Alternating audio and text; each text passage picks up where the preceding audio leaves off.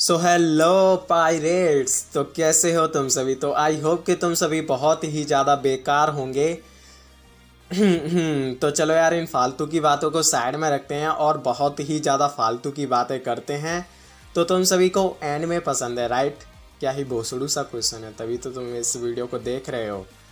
So I think तुम में से ज़्यादातर लोगों को एक्शन एनिमेस पसंद होंगे मे बी। एंड तुमको ये पता होगा ही कि एक्शन एनिमे को उस तरह का बनाने के लिए उनमें शॉर्ट्समैन का काफ़ी अच्छा खासा रोल होता है। और इस तरह की एनिमेस में ज़्यादातर शॉर्ट्समैन होते ही हैं, बिकॉज शॉर्ट को तुम सबसे कॉमन वेपन भी बोल सकते हो, जिसको कोई भी ऐरा गैरा भोसड़ पप्पू यूज़ कर ही लेता है।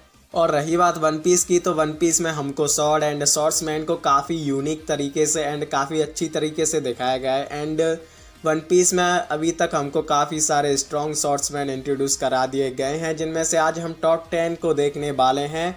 और हाँ, मैं पहले ही बता दूं कि मैंने इसमें लॉ एंड बिग मॉम जैसे कैरेक्टर्स को नहीं लिया है, क्योंकि किसी महान इंसान जिसका नेम चारी है, उसने बोला है कि जिस तरह तुम्हारे पास बैट और बॉल होने से तुम क्रिकेटर नहीं बन जाते हो, उसी तरह तुम्हारे पास स्वॉर्ड होने से तुम शॉर्ट्समैन नहीं बन जाते हो। तो आई थिंक तुम समझ गए होंगे मैं क्या कहना चाहता हूँ। एंड मैंने इस लिस्ट में जितने भी शॉर्ट्समैन को लिया है, उनकी जितनी पावर दिखाई गई है एंड उनके बारे में जितना बताया गया है, उसके बेसिस पे उनको रैंक किया है। So let's begin.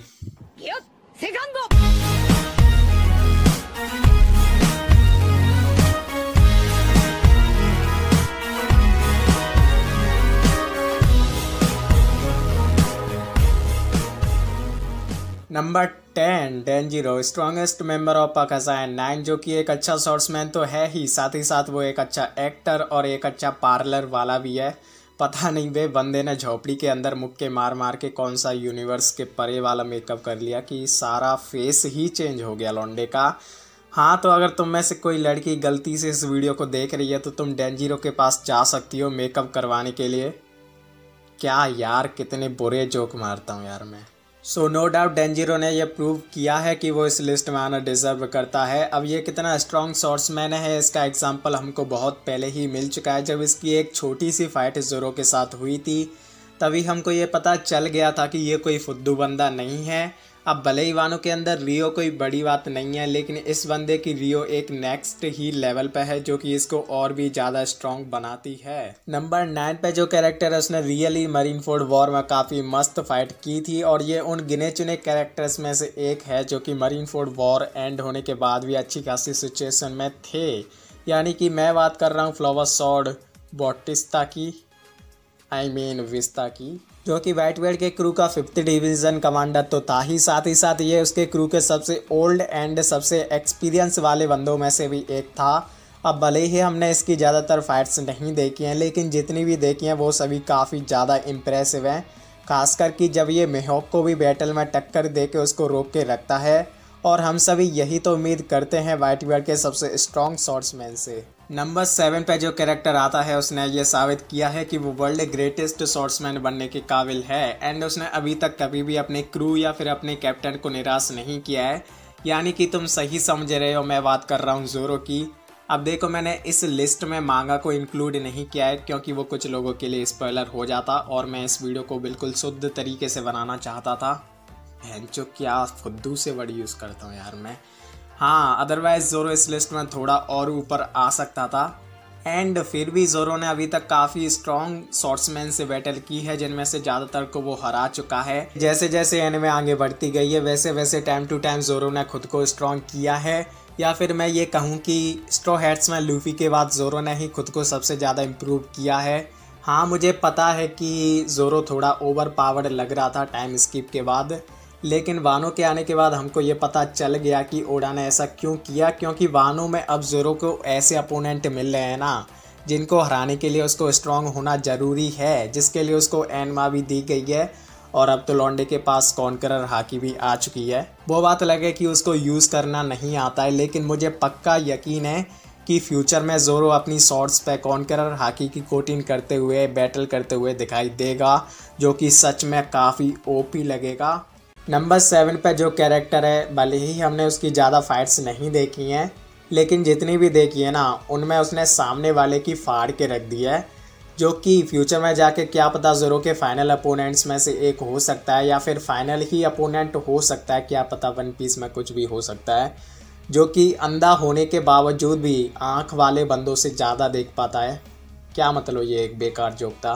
I mean फुजीतोरा, जो कि एक मरीन एडमायरल है। एंड तुम सभी की तो नहीं पता, लेकिन मुझे तो फुजीतोरा अभी के टाइम पे मरीन की तरफ से सबसे स्ट्रॉन्ग शॉट्समैन लगता है। लेकिन अब तुम सभी ये बोलोगे कि अगर ये इतना स्ट्रॉन्ग है तो मैंने इसको नंबर 7 पे क्यों रखा है। तो देखो, ये इतना स्ट्रॉन्ग कैरेक्टर है, इसमें इसके डेविल फ्रूट का ज़्यादा बड़ा हाथ है कंपेयर टू इसकी शॉट्समैन स्किल्स। और ये लिस्ट टॉप 10 स्ट्रॉन्गेस्ट शॉट्समैन्स की है, ना कि top 10 strongest devil fruit users की, ठीक है। लेकिन अब इसका मतलब ये भी नहीं है कि ये एक वीक शॉट्समैन है।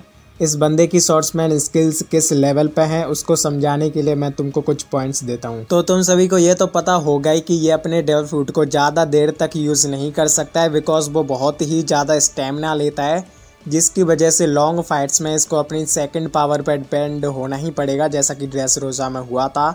सेकंड पावर से मेरा मतलब इसकी स्वॉर्ड। एंड ऐसी सिचुएशंस के लिए इसने अपनी शॉट्समैन स्किल्स को इम्प्रूव किया ही होगा, बिकॉज ये एक एक्सपीरियंस वाला बंदा है, इसकी एज से ही पता चलता है। तो बस आई थिंक तुम समझ पा रहे होंगे कि मैं तुमको क्या समझाना चाहता हूँ। तो इतना ही इस पर ज्ञान काफ़ी है, वरना फुजीतोरा का पाव भाजी तोरा बन जाएगा अगर मैं इस पर ज़्यादा बोलूँगा तो चलो यार आगे बढ़ते हैं। नंबर 6 पे जो कैरेक्टर है वो इतना ज़्यादा हरामी, इतना ज़्यादा कमीना, इतना ज़्यादा साथ रहना कि क्या बताऊँ। ये फालतू लाइन मुझे इसलिए यूज़ करनी पड़ रही है क्योंकि इसके बारे में ज़्यादा कुछ बताने को नहीं है। ये वही कैरेक्टर है जो कि इम्पेल डाउन के कैदियों को सिर्फ मज़े के लिए मार देता था। वो बात अलग है कि इसके बाद फिर इसको इम्पेल डाउन के 6th फ्लोर में कैद कर दिया गया था। क्या गजब बेइज्जती है। हाँ, यानी कि सिटी ऑफ द रेन, जो कि करेंटली ब्लैकबियर्ड पायरेट्स का एक मेंबर है और ये उसके क्रू में सेकंड शिप का कैप्टन है। एंड मे बी ब्लैकबियर्ड के क्रू में ये सबसे स्ट्रॉन्गेस्ट है आफ्टर ब्लैकबियर्ड। एंड इसके बारे में ज़्यादा कुछ बताया नहीं है, तो मैं तुमको सिर्फ अंदाजे ही दे सकता हूँ। ये इतना स्ट्रॉन्ग था कि मरीन ने इसको इम्पेल डाउन का हेड जेलर बना रखा था। एंड तुमको ये पता होगा ही कि ब्लैकबियर्ड अपने क्रू में किसी भी वीक मेंबर को नहीं लेता है, कैरेक्टर को नहीं लेता है। वो पता नहीं कैसे उसने वर्गस को ले लिया, क्या पता ब्लैकबियर्ड और वर्गस बाद जन्म के प्रेमी होंगे। क्या वे सच में प्रेमी। मतलब तुम एक बार इमेजिन करके देखो, ब्लैकबियर्ड और वर्गस झाड़ियों के पीछे लगे पड़े हैं। ओ भाई, क्या यार, क्या क्या दिमाग में आता है मेरे। ना तुम ऐसी गंदी चीज़ें इमेजिन मत करो। बरगस इतना भी वीक नहीं है। और पता नहीं क्यों यार मैं अपनी वीडियोस में ब्लैकबियर्ड और उसके क्रू की इतनी बेइज्जती करता हूँ। तो चलो आगे बढ़ते हैं, वरना ज़्यादा ही कुछ बेइज्जती हो जाएगी ब्लैकबियर्ड के क्रू की। नंबर 5 पे जो कैरेक्टर है उसको किसी के भी इंट्रोडक्शन की ज़रूरत नहीं है। इसकी इतनी सारी अचीवमेंट है ना, जिनको गिना गिना के मैं थक जाऊँगा। जस्ट एग्जाम्पल, राफ्टेल पे जाके हर एक चीज़ के बारे में पता कर लेना, या फिर काल्म बेल्ट को तैर के पार कर लेना, जिसको पार करने में अच्छी अच्छी शिप्स डूब जाती हैं, जिसके अंदर वर्ल्ड के डेंजरस सी किंग रहते हैं, यानी कि पायरेट किंग का right hand, the dark king Silver Rayleigh. अगर तुम ध्यान से देखोगे तो तुम्हें पता चलेगा कि रेली ने वन पीस की स्टोरी लाइन में कितना इम्पोर्टेंट रोल प्ले किया है, बिकॉज ये सैंक्स और लूफी का दोनों का ही टीचर है। जहाँ पे कि लूफी को मे भी इसने 16 मंथ ट्रेन किया था और आज वो बंदा एक योंको को चैलेंज कर रहा है। और वहीं सैंक्स को इसने 10 साल ट्रेन किया था और आज वो बंदा न्यू वर्ल्ड पर राज कर रहा है। ये बंदा इतना स्ट्रॉन्ग है कि ये अपने सबसे वीक फॉर्म में एक एडमायरल को रोक के रखने का पावर रखता है। और जो ये ज़ोरो फैन है ना, बोलते हैं कि ज़ोरो इतना बैड है, सर ज़ोरो इतना स्ट्रॉन्ग है। अगर उस दिन रेली नहीं आता ना, तो सच बता रहा हूँ आज ज़ोरो की कहीं पर ग्रेवयार्ड बनी होती। मे बी किज़ारू ग्रेवयार्ड के लिए ज़ोरो का शरीर भी नहीं छोड़ता। और ऐसा मैं मजाक में नहीं बोल रहा हूँ, ये रियलिटी है। और टाइम स्किप से पहले ये लूफी से 100 टाइम स्ट्रॉन्गर था। और ऐसा मैं नहीं, ऐसा ये औरत बोलती है। अगर गाली देनी है तो इसको दो जाके, मुझसे मत बोलो, ठीक है। एंड यार मैं क्या ही बोलूँ, ये वाइट बियर्ड के 1st डिवीज़न कमांडर को एक उंगली से रोक देता है जैसे कि वो कोई बच्चा हो। तो आई थिंक इतनी ज़्यादा तारीफ काफ़ी है इसकी। तो चलो यार आगे बढ़ते हैं। नंबर 4 पे जो कैरेक्टर है, भले ही हमने उसकी एक भी फाइट नहीं देखी है, लेकिन फिर भी वो बंदा इतना दम रखता है कि मैंने उसको इस लिस्ट में नंबर 4 पर रखा है। यानी कि वानो का लेजेंड, वानो के one of the strongest samurai में से एक और अपने टाइम का सबसे स्ट्रॉन्ग स्वॉर्ड्समैन, जिसने कि एक ड्रैगन की भी मुंडी उड़ा दी थी, यानी कि गॉड ऑफ स्वॉर्ड र्यूमा। अब देखो, जैसा कि मैंने तुम सभी को बता दिया कि इसकी एक भी फाइट हमको दिखाई नहीं गई है एंड इसके बारे में ज़्यादा कोई इन्फॉर्मेशन हमको भी नहीं दी गई है। इस वजह से मैं इसको नंबर 4 से ऊपर नहीं रख पाया, वरना ये नंबर 2 पे भी आ सकता है या फिर नंबर 1 पे भी आ सकता था। लेकिन तुम इस बात से अंदाज़ा लगा सकती हो कि ये बंदा कितना स्ट्रॉन्ग रहा होगा, जहाँ पे कि सिर्फ इसकी बॉडी को हराने के लिए ज़ोरो को इतना ज़्यादा दम लगाना पड़ा था। अब तुम ये मत बोलना कि उस बॉडी में ब्रुक की शैडो थी, क्योंकि इतना तुम सभी को पता है कि ब्रुक इतना स्ट्रॉन्ग स्वॉर्ड्समैन नहीं है कि वो ज़ोरो को इतनी टक्कर दे दे। एंड सच बता रहा हूँ, अगर उस टाइम पे असली र्यूमा से ज़ोरो की बैटल होती ना, तो ज़ोरो की हालत वही होती जो कि उसकी मिहोक के सामने हुई थी। वन पीस वर्ल्ड में सिर्फ 2 ही ब्लैक ब्लेड एग्जिस्ट करती हैं, जिनमें से एक इसकी ही है, यानी कि सुसुई। एंड जैसा कि मुझे लग रहा है जैसे जैसे वानो एंड होता जाएगा वैसे वैसे हमको शायद इसके बारे में भी बहुत सारी इन्फॉर्मेशन जानने को मिलेगी। एंड काफ़ी सारी पॉपुलर थ्योरीज हैं कि ये ज़ोरो का दादा परदादा हो सकता है, और ऐसा अगर सच में हुआ फ्यूचर में जाके तो सच में बेमज़ा आ जाएगा। और वैसे भी ये दोनों काफ़ी हद तक सेम दिखते हैं। नंबर 3 पे जो कैरेक्टर है वो वानो के one of the strongest samurai में से एक है, यानी कि कोज़ोकी ओडेन। अब मैंने ओडेन को र्यूमा से ऊपर सिर्फ इसलिए रखा है क्योंकि हमने इसकी ज़्यादा फाइट्स देखी हैं एंड इसके बारे में ज़्यादा इन्फॉर्मेशन भी है। ये वही बंदा है जिसने कि काइडो की भी हालत ख़राब कर दी थी एंड उसको एक परमानेंट स्कार दिया था। अगर तुम्हारे शरीर पे एक बूंद भी गर्म तेल गिर जाए तो तुम्हारे लौंडे लग जाते हैं। ये बंदा तो अपने सर पे 9 लोगों को रख के 1 घंटे तक गर्म तेल में खड़ा रहा था और उसके बाद भी इसको गन से मारा गया था। और सच में यार, काइडो इसकी दिल से इज्जत करता था क्योंकि ये एक स्ट्रॉन्ग बंदा था। एंड तुम सभी को पता ही है कि इसने थोड़ी देर के लिए व्हाइट बियर्ड को रोक के रखा था। वो बात अलग है कि व्हाइट बियर्ड इसके साथ टाइम पास कर रहा था, इसके साथ खेल रहा था, जहाँ पे कि ये एनमा को मक्खन की तरह यूज़ करता था आमिनो हवाकीरी के साथ, जिस एनमा को आज यूज़ करने में ज़ोरो की फट रही है। क्या ही बोल सकते हैं। क्या सच में ओडेन में काफ़ी ज़्यादा दम थी।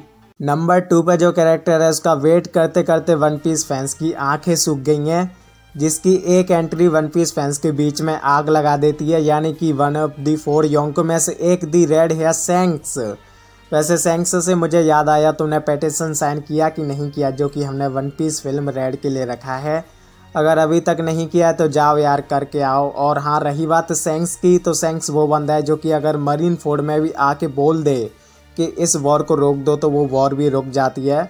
और ये बंदा मिहोक का भी राइवल रह चुका है, जहाँ पे कि ये इतनी भयंकर फाइट्स करते थे कि इनकी फाइट्स की गूंज ग्रैंड लाइन तक, न्यू वर्ल्ड तक सुनाई देती थी और हर बार इनकी फाइट ड्रॉ ही होती थी जहाँ तक मुझे पता है।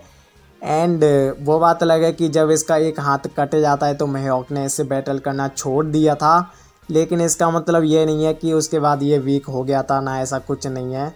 और कुछ लोग तो इसको स्ट्रॉन्गेस्ट योंग को मानते हैं, ज़्यादातर वो सैंक्स फैन ही होते हैं। वो पता नहीं यार ये स्ट्रॉन्गेस्ट योंग को है या फिर नहीं है, काफ़ी मिस्टीरियस कैरेक्टर है, तुमको पता है। लेकिन जो भी हो, बंदे में दम तो है। नंबर 1 पे जो कैरेक्टर है उसके बारे में तुमको पहले से ही पता चल गया होगा, यानी कि ड्रैक्यूल होकाई मिहोक, जो कि अभी के टाइम पे वन पीस का ग्रेटेस्ट स्वॉर्ड्समैन है, या फिर तुम इसको स्ट्रॉन्गेस्ट स्वॉर्ड्समैन भी बोल सकते हो, जिसके एक नॉर्मल से स्लैश को रोकने में भी डायमंड जोसू को अपनी गांड की दम लगानी पड़ी थी, और उसे एक नॉर्मल से स्लैश को भी मरीन फोर्ड में वर्ल्ड स्ट्रॉन्गेस्ट स्लैश बोला जा रहा था। अब तुम इस बात से अंदाज़ा लगा सकती हो कि ये बंदा कितना स्ट्रॉन्ग होगा, कि इसको देख देख के जो इसके आइलैंड के वो बबून या फिर बंदर जो भी थे वो इसको देख देख के इतने स्ट्रॉन्ग बन गए, तो ये खुद कितना स्ट्रॉन्ग होगा। और कुछ चूते गए हैं अपनी गांड मरवाने इसके पास, यानी कि कुछ मरीन गई है इसको पकड़ने के लिए, पता नहीं किस सुट्टे वाले मरीन ने उनको भेज दिया इसको पकड़ने के लिए। इसको पकड़ने के लिए तो एक एडमायरल भी कम पड़ जाए और एक नॉर्मल से मरीन सोल्जर इसको पकड़ने गए हैं। पता नहीं यार क्या क्या करते हैं मरीन। हाँ, तो उनको तो बचाना भगवान ही भरोसे है। तो बस आज की लिस्ट यहीं तक थी। मेरे गले में हो रहा है दर्द, सच में यार गले में दर्द हो रहा है, जैसा कि तुम पता कर ही सकते हो मेरी वॉइस से। तो मुझे पता है कि तुम में से कुछ लोग इस लिस्ट से सहमत नहीं होंगे और कमेंट में गालियाँ दे सकते हैं, जिनसे मुझे घंटा फ़र्क नहीं पड़ता है। तो अगर तुमको ये वीडियो पसंद आई हो तो लाइक करना, पसंद नहीं आई हो तो डिसलाइक करना, और कुछ ज़्यादा ही पसंद आ गई हो तो सब्सक्राइब करना। वैसे तो नहीं आई होगी। और हाँ, मुझे इंस्टा पे फॉलो कर लेना, वहाँ पे भी हमको 500 करने हैं। वहाँ पे मैंने एक छोटा सा फेस रिवील किया है जिसको कि तुम देख सकते हो। वैसे तो तुमको इंटरेस्ट होगा नहीं, और तुम डिस्कॉर्ड भी ज्वाइन कर सकते हो। और हाँ चलो यार, मुझे इसको एडिट करके अपलोड भी करना है, और मेरे गले के तो लौंडे लगे गए हैं सच में यार काफ़ी दर्द हो रहा है। वैसे कुछ ज़्यादा सीरियस है नहीं है, थोड़ी देर बाद सही हो जाएगा। वैसे दिन भर मैं बोलता रहता हूँ, जब कुछ नहीं होता है, जैसे ही रिकॉर्ड करने बैठो वैसे ही दर्द होने लग जाता है। तो चलो यार, सायोनारा, गुड नाइट। वैसे अभी रात हो रही है जब मैं रिकॉर्ड कर रहा हूँ, इसलिए गुड नाइट बोल रहा हूँ। तो बाय।